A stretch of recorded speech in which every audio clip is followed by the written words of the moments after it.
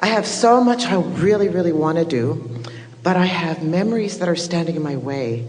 And I'm hoping you can give me some words to help me get over that, specifically fear of rejection. So how can we get over memories that are standing in our way? Well, the thing is, it's all about the airtime you give to the thought. In other words, we've talked a lot about that before segment of refreshment. A belief is just a thought you keep thinking. So beliefs are thoughts that have gained momentum. Yes? That's all it is. So how does something gain momentum? By attention to it. So it seems a little like a vicious cycle. I have memories that stand in my way, but I can't stop thinking about them, and they keep standing in my way, and I can't stop thinking about them, but they stand in my way, and I can't stop thinking about them. And we don't know anyone who has ever been able to not think about that thing that they're not going to think about. I'm not going to think about that thing. I'm not going to think about that thing. I'm not going to think about that thing. I'm not going to think about that thing. I don't want to think about that thing. I'm not going to think about that thing. I'm not going to think about that thing that I'm thinking about. I'm not going to think about that thing. Because when you think about that thing, it's active, and then people say, it doesn't feel like I'm thinking the thought. It feels like the thought is thinking me. And we say, well, you're rendezvousing with it. You have a vibration that is a grid filling in. Your grid is always filling in. So the question is, why is my grid filling in with memories that are in my way? And you see, it's not just filling in with memories that are in your way. It's filling in with current thoughts that are in your way too. So that's not really a completely accurate statement. A more accurate statement would be, Abraham, apparently I've got a habit of vibration that's on a vibrational grid spinning level that keeps letting in or bringing to me thoughts that are in my way. Well, you all know better than that now, don't you? Aren't there other words that you could say? I keep giving my attention to unwanted things. That's a better statement. I keep giving my attention to unwanted things. Some of them are past, so I call them memories. Some of them are present, so I call them mates. No, that's not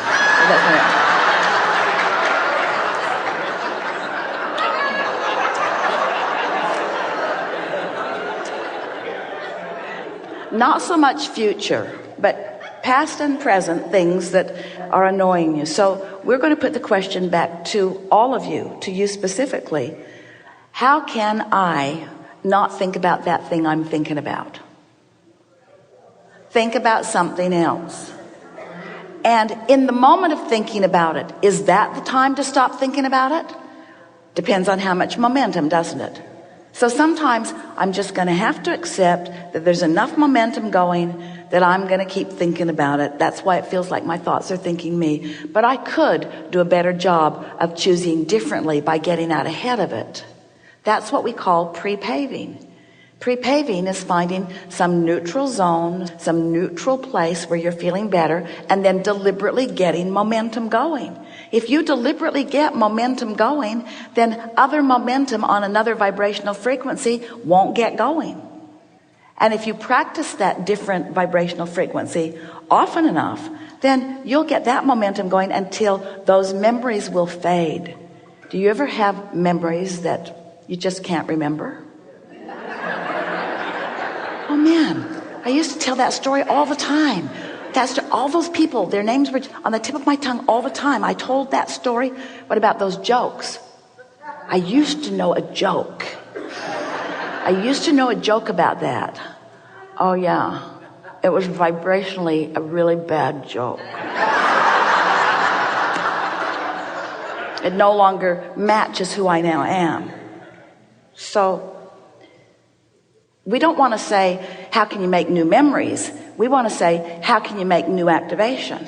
And it's obvious, isn't it? It's just a matter of trying. It's a matter of focusing, and it's a matter of doing it early on.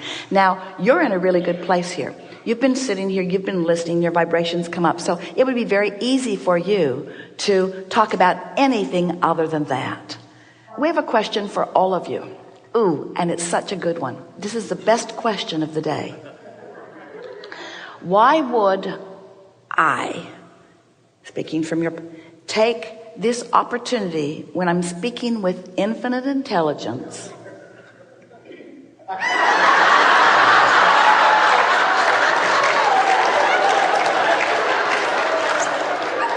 why would I deliberately activate a vibration, a question, a memory that's not up to speed with where I've already come?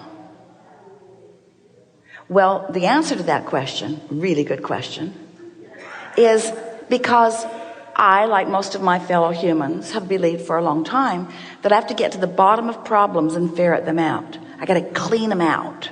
So I got to ask about these memories that are in my way. But you're understanding more and more now that there's no bottom to anything. You don't get to the bottom of it. All you do is garner more momentum. There's no bottom. There's no bottom. There's just more momentum about the thing I don't want. So the best answer to your question is never ask that question again. Don't talk about it. Don't think about it. Don't activate it. Or you might ask yourself, am I looking for an excuse to explain why things aren't better? Since I don't really like where I am, and it seems from everything I've heard from Abraham that I deserve all that I want, and since I don't have all that I want, there must be a reason. I think I'll ask Abraham what they think the reason is. I think I know the reason. I think I've got beliefs, memories, things that have happened to me in the past that are in my way. Yeah, that must be it. That would explain why I'm not doing better. But every time you try to explain why you're not doing better, you just hold yourself on that wheel that won't let it be better. You just got to stop talking about that altogether and think about how many things that are going really, really well. Okay. Yeah? Somewhere else. Yeah. Okay. That was good. Thank you. Yeah.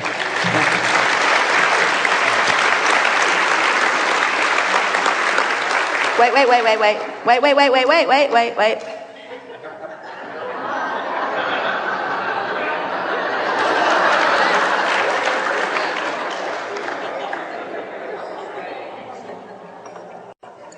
This is my first time getting to be with you, and I've been invited to speak at a young woman's expo.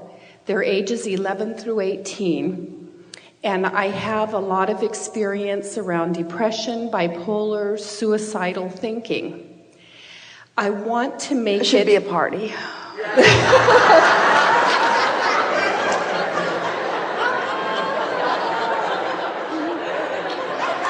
I want to make it a party. I have this opportunity to speak at this seminar. So how are they identified who are coming? Is everybody coming? Who's coming? 11 to 18-year-old. But how are they identified? Who invited them there? In other words, I don't know. Have they already been labeled that by someone? No, some. There's a lot of topics. It's an all-day affair, and there's a lot of different topics, and because I work with county mental health, they invited me to come and talk about that. Oh.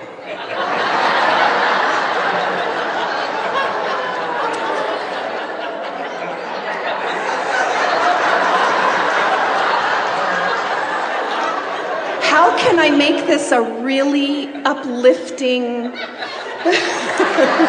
Tell them you only want 10 seconds. Well, we're playing with you a little bit, but we're just bouncing off the labels that you presented. Mm-hmm. In other words, we know that in the spirit of knowing what you don't want, knowing what you do want, and don't misunderstand this, we're not for a moment suggesting that everybody should be flying high and that that's the only kind of seminar that should ever happen.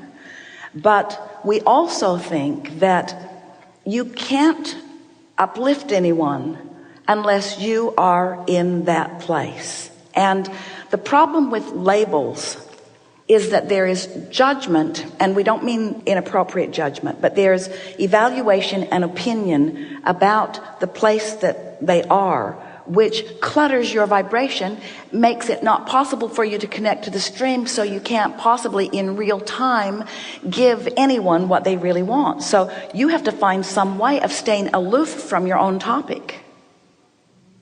Yes. Any suggestions for that? Do you have a label for your seminar? How long is it? How long is your presentation to be? 1 hour. And my 19-year-old daughter is tag teaming in this with me, and her topic is bullying. And what is the label that you are giving to your presentation? Normal, what is normal anyway?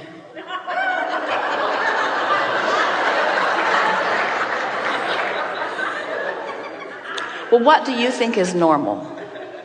Society's standards. So this is a seminar about what is, in an effort to move beyond it. So we would find a new title. We would call it The Impossible Dream.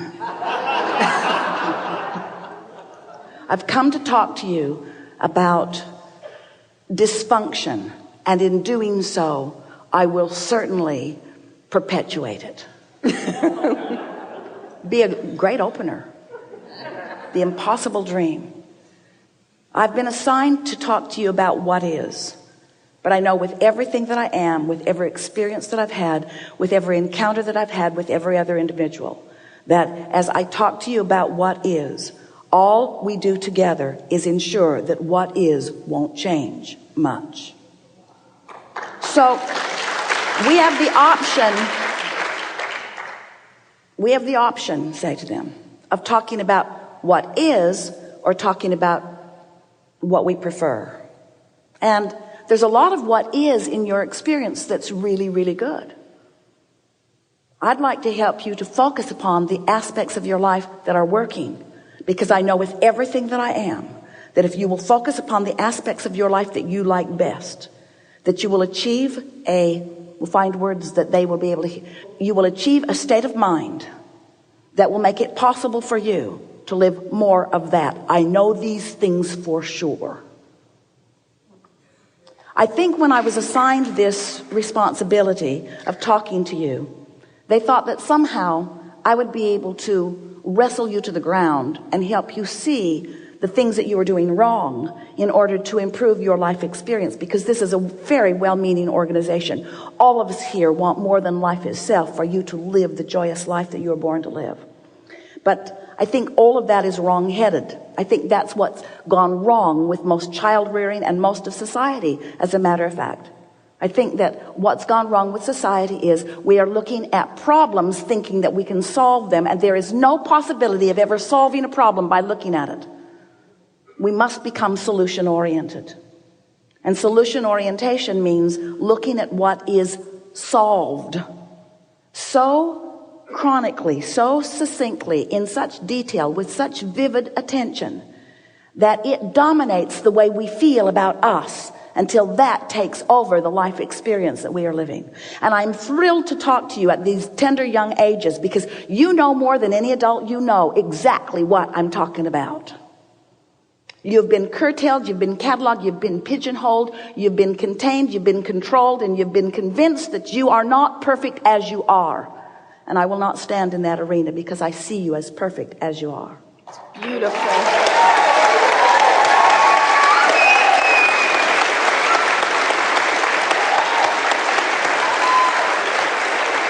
And don't tell your mother I told you that. Will you just come do it? Yes. Enough? Yes, thank you.